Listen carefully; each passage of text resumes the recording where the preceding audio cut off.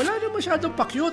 Sabihin na lang kung itutuloy ba ito ng 19th Congress to convene themselves as a trial court na wala namang kinalaman dito ang Senate President. Yung plenary ang magpapasya. Of course, kaya ka nga Senate President, the leader ka na Senate, 89% ang sinasabi, dapat harapin na yung impeachment ni Vice President Sara. Aside pa doon sa mga ibang ebidensya na nanggaling mismo sa kanyang public statements.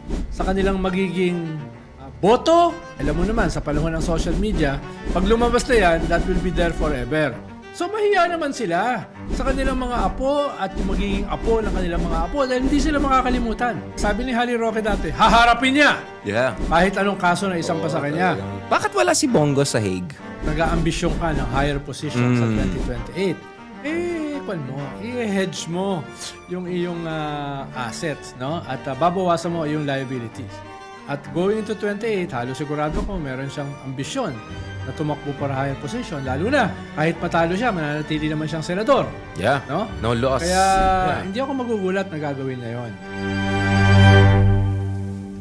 Welcome back sa latest episode ng Pilipinas 360 Degrees. Usually, ang mga kasama po natin dito ay mga secretaries or undersecretaries. Today, unfortunately, ex-secretary lang kasama natin. But I'm sure babawi siya more than enough. Kasama po natin si retired secretary. Ano pa naman yan? Retired ex-secretary of Political Affairs, Sir Ronald Niaus. Thank you so much, Sir Ronald. Salamat. Kunyari. Ganda ng intro mo eh. Oo, ganda ng intro natin. Ex-cabinet secretary. Cabinet Secretary. Hopefully least- sa mga susunod na kabanata, babawi tayo sa mga kasalukuyan or At least future. hindi ako X-Men. Yun lang. Ex-human rights. Ex-human rights. Sir Ronald, speaking of... not what you said. But speaking of...